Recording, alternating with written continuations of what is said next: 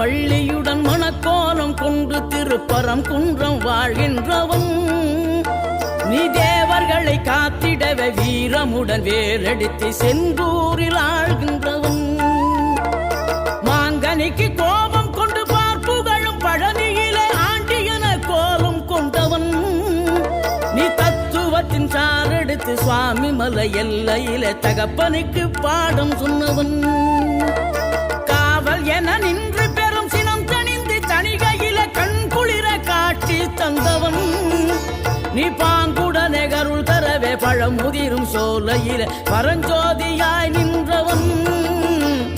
பரஞ்சோதியாய் நின்றவன்.